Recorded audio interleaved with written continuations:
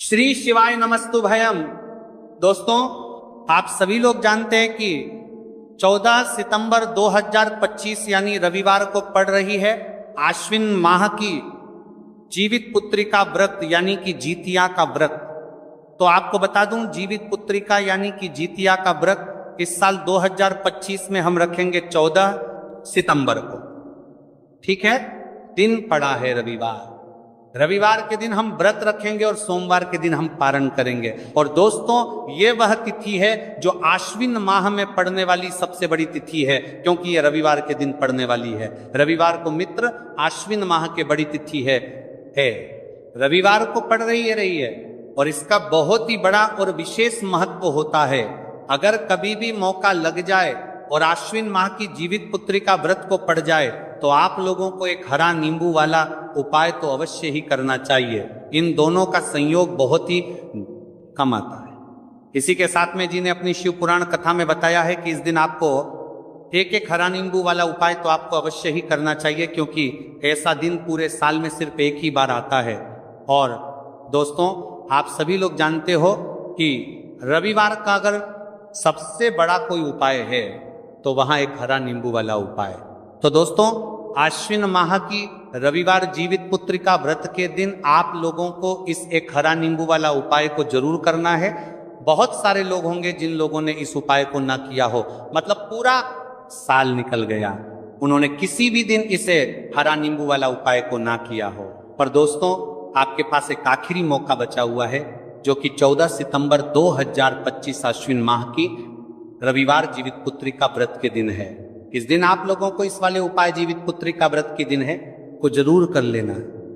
भले ही आपने पूरे महीने भर इस उपाय को ना किया हो, पर अगर आपने इस आश्विन माह के रविवार जीवित पुत्रिका व्रत के दिन अगर इस वाले उपाय को कर लिया तो आपको इस उपाय को करने का वह फल मिलेगा जिसकी आपने कभी कल्पना भी नहीं करी होगी। इसीलिए आप लोग इस वाले उपाय को एक बार जरूर कर लेना है, ताकि आप लोगों के हाथ से यह मौका ना जा सके और आपको इस उपाय को करने का फल मिल सके। दोस्तों, यह उपाय पंडित जी ने अपनी अभी की ही श्री शिव महापुराण की कथा में बताया है। जी, इस उपाय को आज हम आपको बहुत अच्छे से समझाने वाले हैं। इस वीडियो को देखने के बाद इस उपाय को समझने के लिए आपको कोई और वीडियो को देखने की जरूरत नहीं पड़ेगी। तो चलिए दोस्तों, उपाय को शुरू में करते हैं। देखिए, ये इस आश्विन माह के रविवार के दिन ये इतना खास होता है, इतना महत्वपूर्ण होता है। देखा गया है कभी कभी बड़े बड़े पूजा पाठ अनुष्ठान से जो मनोकामना पूर्ण नहीं होते, वह आश्विन माह की रविवार के दिन एक छोटे से उपाय करने से ही आपकी मनोकामना पूर्ण हो जाती है। और बहुत सारे लोगों ने इस उपाय को किया भी है और उनको इस उपाय को करने का फल भी जरूर मिला है। अगर आप लोग भी इस उपाय को करना चाहते हैं तो आप इस उपाय को पहले अच्छे से समझ लेना, सुन लेना, उसके बाद करना। आपको इस उपाय का फल जरूर मिलेगा। और इस उपाय को कर लेने से आपके घर में चाहे किसी भी प्रकार की दुख और समस्या क्यों ना चल रही हो, आपको उसका कारण भी नहीं पता है कि भाई ये समस्या किस कारण से चल रही है, उसका कुछ भी कारण हो सकता है, जैसे पितृ दोष हो सकता है या किसी भी तरह का मंगल दोष भी हो सकता है। तो इस दिन आप लोगों को ये वाला उपाय कर लेना है। ये एक ऐसा उपाय है जिस उपाय को अगर किसी विशेष दिन पर किया जाए तो भाई उस विशेष दिन का जो है वह तो हमें मिलता ही मिलता है। पर हमने उस दिन पर इस उपाय को किया है तो हमें उससे भी बड़ा फल मिलता है, और फल बहुत जल्दी मिलता है, क्योंकि आप इस उपाय को बहुत ही बड़े और विशेष दिन पर कर रहे हो। तो चलिए अब उपाय के बारे में बात करते हैं, लेकिन उससे पहले आप लोगों के लिए बात करते हैं तो को ये जानना आवश्यक है कि आखिर ये उपाय किस समय करना है, किसको करना है और कैसे करना है। तो चलिए हम आगे आपको वीडियो में एक एक करके बता देते हैं। लेकिन उससे पहले अगर आप लोग हमारे चैनल पर पहली बार आए हैं या फिर मेरी आवाज आज पहली बार सुन रहे हैं, और इस वीडियो को लाइक करके कमेंट बॉक्स में श्री शिवाय नमस्तु भय ओम नमः शिवाय जरूर टाइप कर देना। तो दोस्तों, इस एक हरा नींबू वाला उपाय को हमें इस आश्विन माह की रविवार के दिन कैसे करना है, किसको करना है, किस समय करना है और कहां पर करना है, ये सारे सवालों के जवाब आपको इस वीडियो में मिल जाएंगे। और जो ये वीडियो देखेगा भाई, उसको एक हरा नींबू वाला उपाय जरूर करना चाहिए, क्योंकि इस दिन तुलसी पत्ते का भी बहुत ही बड़ा और विशेष महत्व होता है।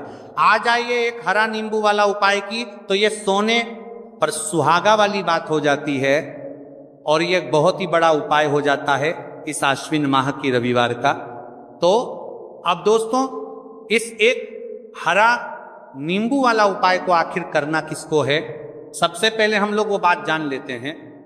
तो देखो, घर की जो बड़ी माताएं बहनें होती हैं, उन माताओं बहनों में से कोई भी एक बड़ी माता बहन इस वाले उपाय को कर सकती है।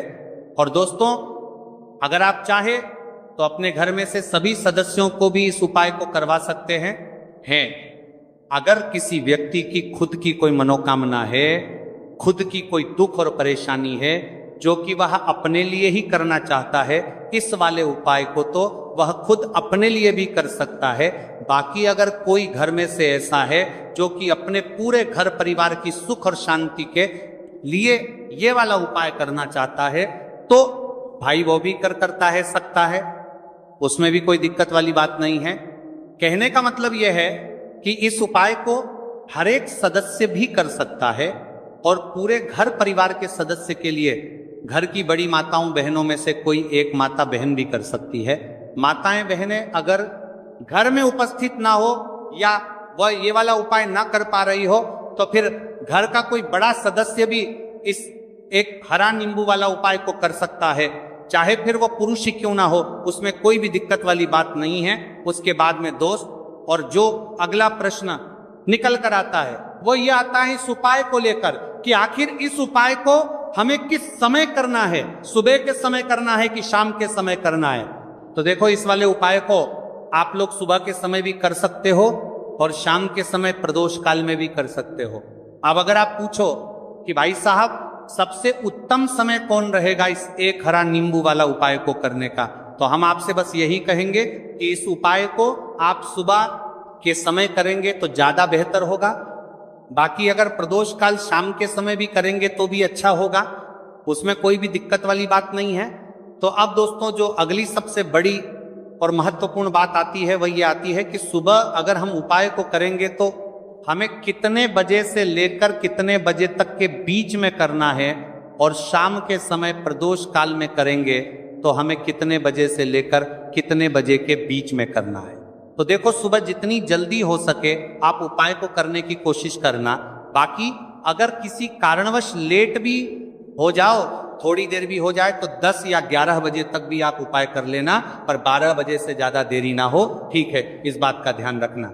उसके बाद में दोस्तों, अगर शाम के समय प्रदोष काल की बात करें, प्रदोष काल का जो समय है होता है वह शाम के 6 बजे से शुरू हो जाता है। मतलब शाम के 6 बजे से लेकर 7 बजे के बीच का जो समय होता है, यह समय प्रदोष काल का समय होता है। तो आप इस उपाय को 7 या 8 बजे के बीच में भी कर सकते हो। मतलब शाम के 6 बजे से रात 8 बजे के बीच में आप कभी भी इस वाले उपाय को कर सकते हो, उसमें कोई भी दिक्कत वाली बात नहीं है।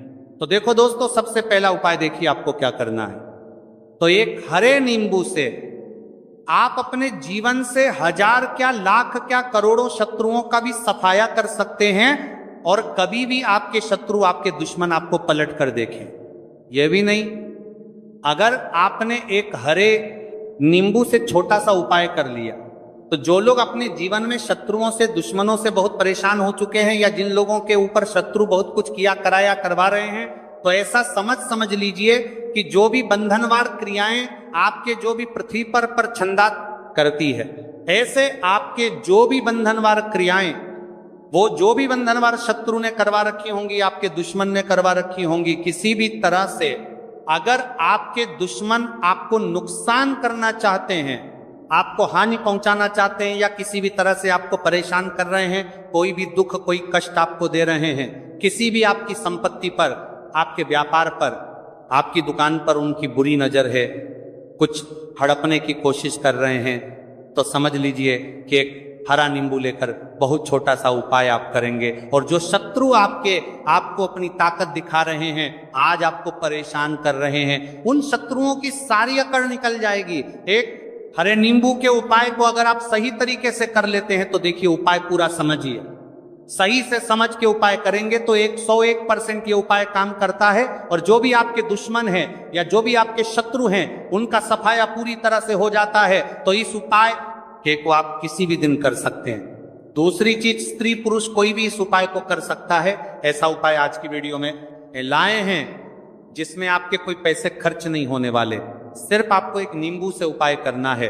अब ये हरा नींबू ही है जो आपके जीवन से शत्रुओं का पूरी तरह सफाया कर देगा और कभी भी दुश्मन और शत्रु आपको परेशान नहीं कर पाएंगे। चाहे शत्रु और दुश्मन कितने भी पावरफुल हो, कितने भी ताकतवर क्यों ना हो, फिर भी आपका बाल बांका नहीं कर सकते। मतलब कितनी भी कोशिश कर ले लेकिन फिर भी आपका कुछ नहीं बिगाड़ पाएंगे। तो चलिए बात कर लेते हैं उपाय की। उपाय किस तरह से आपको करना है तो देखिए, सबसे पहले तो आपको इसमें एक हरा नींबू लेना है, ठीक है ना। अब ये उपाय गुप्त शत्रुओं के लिए भी है और उस दुश्मन के लिए भी है जो सामने से आप पर वार कर रहा है, आपको किसी भी तरह की धमकी दे रहा है, कोई नुकसान आपका कर रहा है, वह शत्रु भी परास्त हो जाएगा। और जो आपके पीठ पीछे आपका बुरा कर रहे हैं, क्योंकि देखिए जो गुप्त शत्रु होते हैं ना, इनका ना तो हमें नाम पता होता है, ना इनका एड्रेस पता होता है, ना ये पता होता है कि कितने शत्रु हैं, है ना। क्योंकि ये तो गुप्त तरीके से शत्रुता करते हैं और गुप्त शत्रु के बारे में किसी को कुछ पता नहीं चल पाता है। बहुत कम लोग होते हैं, जान जाते हैं कि हाँ किसी ने कुछ करवा रखा है, फिर भी ये नहीं जान पाते कि कौन व्यक्ति है जो ऐसा करवा रहा है ना। ये बहुत मुश्किल है पता करना। लेकिन अगर आपको आपके दुश्मन का नाम नहीं पता, आपका दुश्मन कहाँ रहता है ये भी नहीं पता, कौन आपसे शत्रुता कर रहा है ये भी नहीं पता, फिर भी ये उपाय आप करिए। क्योंकि जो दुश्मन है, जो शत्रु है, इस उपाय को करने से आप देखेंगे कि वह तुरंत आपके जीवन से दूर हो जाएगा और उसका किया कराया भी दूर हो जाएगा। जो भी आपके ऊपर करवा रखा होगा, आपके व्यापार पर करवा रखा होगा। क्योंकि बहुत सारी उच्चाटन और बंधन वार की क्रियाएं हैं जो लोग करवा देते हैं। बहुत सारे तांत्रिकों के पास जाकर और भी बहुत सारी जगहों पर जाकर लोगों के साथ बहुत कुछ गलत करवाते हैं। लेकिन आप विश्वास मानिएगा, इस उपाय को करने से जितनी भी क्रियाएं हैं ऐसी वह सब कट जाती हैं। और इस उपाय को करने से घर बैठे आपके शत्रु जो हैं वो दूर हो जाते हैं। मतलब कहीं जाने की आपको आवश्यकता नहीं पड़ती है। तो चलिए बात कर लेते हैं उपाय की। देखिए, इसमें एक हरा नींबू आपको लेना है। नींबू बिल्कुल दाग दगीला ना हो। आपने देखा होगा कि कभी कभी नींबू के ऊपर छोटा छोटा दाग है ना आ जाता है, या नींबू थोड़ा सा खराब होता है। लेकिन आप कभी भी उपाय के लिए खराब नींबू ना लें, एकदम साफ सुथरा सा नींबू आपको लेना है। और एक पीला नींबू भी आता है, पीला नींबू बिल्कुल आपको इस उपाय में नहीं लेना है। लेना हरे रंग का ही नींबू है, ग्रीन कलर का। इसी के साथ आपको एक काले रंग का पेन लेना है, काले रंग का कलम आपको लेना है। कलम कोई सा भी आप ले सकते हैं, कोई भी पेन ले सकते हैं, स्केच ले सकते हैं, मार्कर ले सकते हैं, ठीक है ना। कोई भी पेन आप ले लीजिए। अब आपको क्या करना है, ये दोनों चीजें लेकर अपने घर में एकांत में बैठ जाना है, जहां इस उपाय को करते समय आपको कोई रोके टोके ना है, ना ऐसी जगह पर करेंगे। चाहे कमरा है आपके घर में ऐसा, या कोई भी गैलरी बरामदा, जहां इस उपाय को आप करें और आपको कोई रोके टटोके ना। भले ही उपाय के बारे में सबको पता है आपके घर में, फिर भी उस समय कोई आपको डिस्टर्ब ना करे, है ना। इस तरीके से आपको उपाय करना है। तो देखिए, सबसे पहले नींबू आपने क्या करना है, नींबू पकड़ना है हाथ में और काले रंग के पेन से इस नींबू के ऊपर अपने दुश्मन का, अपने शत्रु का नाम लिख देना है। अब बहुत सारे लोग कहेंगे कि हमें तो ऐसे ऐसे शत्रु हैं हमारे जीवन में जो गुप्त हैं, जिनको हम जानते भी नहीं, उनका नाम कैसे लिखेंगे। तो देखिए, अगर शत्रु का नाम नहीं जानते, ये भी नहीं जानते कि कितने शत्रु हैं, तो केवल आप उस नींबू पर शत्रु लिख दे। देखिए, जब आप केवल शत्रु लिखते हैं ना, इससे आपके सारे दुश्मन, सारे शत्रु ही परास्त हो जाते हैं, सभी के सभी का सफाया हो जाता है। तो नींबू के ऊपर केवल शत्रु लिखेंगे और फिर इसे आपको काले रंग के कपड़े में रख देना है। शत्रु लिखने के बाद या शत्रु का नाम लिखने के बाद काले कपड़े में रख देना है और 3 बार आपको बोलना है, मेरा शत्रु परास्त हो, मेरा शत्रु परास्त हो, मेरा शत्रु परास्त हो। इसके बाद आपको क्या करना है, काले कपड़े में इस नींबू को रख के इसे बांध लेंगे, परतालू पोटली टाइप की बना लेंगे और जहां कहीं भी आपको थोड़ी सी मिट्टी दिख जाए आपके घर के बाहर, कहीं भी आपको लगे कि हाँ यहाँ कच्ची मिट्टी है, यहाँ खुदाई हो सकती है, वहां छोटा सा गड्ढा कर लें। घर से कोई चीज लेकर जाएं और उस गड्ढे में इस नींबू को आपको रख देना है और मिट्टी अच्छे से ढक देंगे कि नींबू बिल्कुल दिखे ना। यह उपाय शाम के समय का है, मतलब जब सूरज छिप जाता है उसके बाद कभी भी आपको यह उपाय करना है। सूरज की रोशनी में यह उपाय आपको नहीं करना है, यह उपाय करिए। और जब आप इस नींबू को पूरा ढक देंगे अपने घर चले आइए और कुछ भी आपको नहीं करना है, पीछे पलट कर नहीं देखना है। घर आकर हाथ पैर धो लेंगे और 1000 शत्रु हो, लाख हो, करोड़ हो, बिल्कुल उनका सफाया हो जाएगा। उन्होंने जो क्रियाएं आपके ऊपर करवा रखी हैं, तांत्रिक क्रियाएं या कोई भी जादू टोना, सभी कुछ दूर होता है। इस उपाय को करने से तो करिए ये उपाय और इसका चमत्कार देखिए। सिर्फ और सिर्फ आपको इस उपाय को एक बार ही करना है और एक बार ही उपाय करने में शत्रु का पूरी तरह सफाया हो जाएगा। सारे शत्रु के परास्त हो जाएंगे, सारे दुश्मन आपके सामने नतमस्तक हो जाएंगे, आपके सामने हाथ जोड़कर माफी मांगने को मजबूर हो जाएंगे। मतलब आप कुछ नहीं बिगाड़ेंगे। तो देखिए, नींबू जो है ये साधारण नहीं होता है। नींबू के अंदर ऐसी ऐसी शक्तियां पाई जाती हैं जो आपके दुश्मन को, आपके शत्रु को जड़ से खत्म कर सकती है। आपने देखा होगा कि जब भी लोग अपना व्यापार शुरू करते हैं या जो भी बिजनेस करते हैं, दुकान खोलते हैं, छोटा मोटा व्यापार जैसा भी काम करते हैं, वहां पर नींबू मिर्च जरूर लगाते हैं। क्योंकि देखिए, जो नींबू और मिर्च होती है ये आपके जीवन में धन को लाने का और बढ़ाने का काम भी करती है। क्यों? क्योंकि नींबू और मिर्च जो होता है, इसे जब आप अपने घर के दरवाजे पर या दुकान पर, शॉप पर लगाते हैं, इससे कभी भी आपके दुकान को, शॉप को नजर नहीं लगती है। पूरी नजर को बाहर ही ये रोक देती है। साथ ही साथ जो नींबू होता है ये शत्रु से छुटकारा दिलाने के लिए, दुश्मनों को दूर करने के लिए बहुत उत्तम होता है। तो उपाय करें, आपको लाभ जरूर होगा। अब हम बात करते हैं दूसरे विशेष उपाय ई की। देखिए, ये उपाय भी आपको तुलसी जी के पौधे के वहां पर करना है। आपके भाग्य का उदय करने के लिए आपके घर में धन समझ की गई, आपके घर में धन समझ की गई, आपके भाग्य के संजी के, आपके भाग्य कर्म में तुलसी जी के संजी के, आपके घर में परेशानियां हैं। कर्ज की समस्या अगर दिन पर दिन बढ़ती जा रही है, खत्म नहीं हो रही है, बहुत ज्यादा परेशानियां हैं, तो आपको ये उपाय करना चाहिए। देखो करना क्या है, बहुत ध्यान से समझना। आपको मात्र तांबे के पात्र के अंदर जल लेना है। उस जल के अंदर 1 चुटकी आपको हल्दी मिला देनी है, ठीक है? और साथ में लेना है एक कमलगट्टा। ये केवल उपाय रविवार चैत्र नवरात्रि के दिन करना। अगर आपको ऐसा लगता है कि आपके जीवन में अष्टलक्ष्मी का वास नहीं है, भाग्य का साथ आपको नहीं मिल पा रहा है, तो आप ये उपाय रविवार के दिन कर सकते हैं, रविवार के दिन भी कर सकते हैं, ठीक है?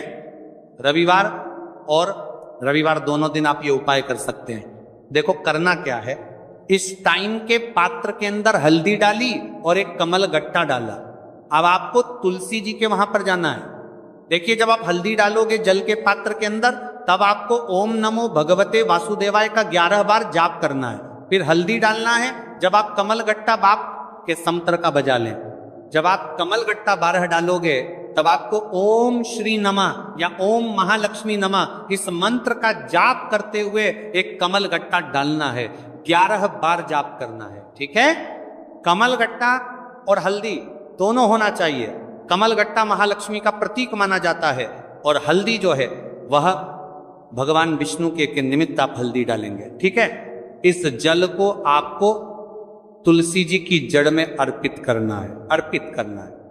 ओम नमो भगवते वासुदेवाय का जाप का जाप का जाप का जाप का जाप का जाप का जाप का जाप का जाप का रहते हुए बस इतना सा उपाय करना।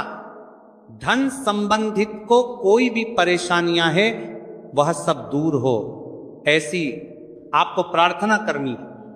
कर्ज से जुड़ी कोई परेशानी हो तो ऐसी प्रार्थना करनी है कि ये दूर हो जाए। ऐसी कामना करते हुए ये दूसरा प्यारा सा उपाय आपको करना है। तो देखो, ये हो गया दूसरा उपाय, जो कि आप सुबह से लेकर के शाम तक कर सकते हैं। रविवार या रविवार के दिन सिर्फ एक बार ही करना है।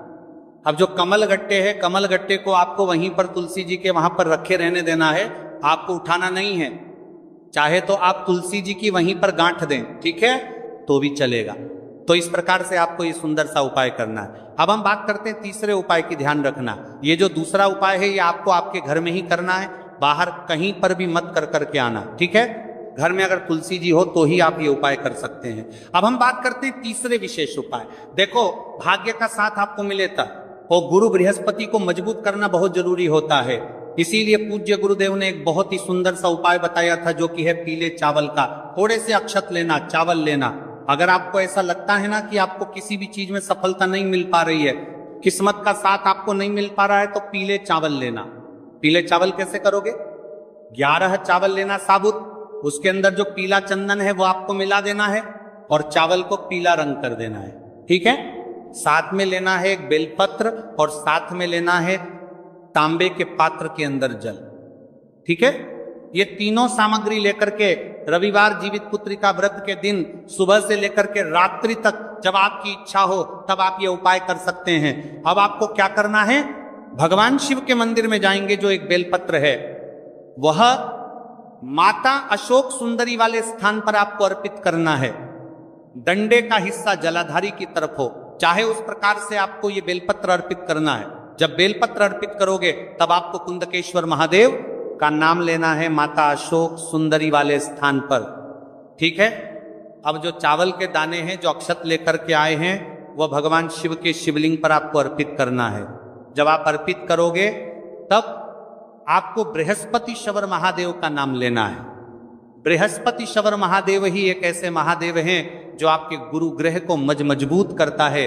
तो आपको इस प्रकार से अर्पित करना है और अंत में एक लौटा जल धीरे धीरे पतले दरा से बृहस्पति शवर महादेव का स्मरण करते हुए या श्री शिवाय नमस्तुभयं का जाप करते हुए आप अर्पित करें, या मात्र केवल और केवल रविवार के दिन किया जाता है। और यह उपाय बहुत ही ज्यादा प्रभावशाली है। ध्यान रखना, हल्दी का उपयोग मत करना, चावल में पीला करना है। चावल को तो पीला चंदन ही होना चाहिए, ठीक है। अब ये जो उपाय जो भी करता है, निश्चित तौर पर उसके जीवन के सारे अंधकार दूर होते ही होते हैं, उसको सफलता भी मिलती है, बृहस्पति मजबूत होते हैं, किस्मत का साथ उसको मिलने लगता है। ये उपाय अगर आप प्रदोष काल के समय करते हैं तो और लाभकारी सिद्ध होता है। तो दोस्तों, ये थे पूज्य गुरु जी द्वारा बताए गए कुछ बहुत ही खास उपाय। अगर आपको जानकारी अच्छी लगी हो तो वीडियो लाइक करिएगा। मिलते हैं फिर एक नए वीडियो के साथ। श्री शिवाय नमस्तुभयम।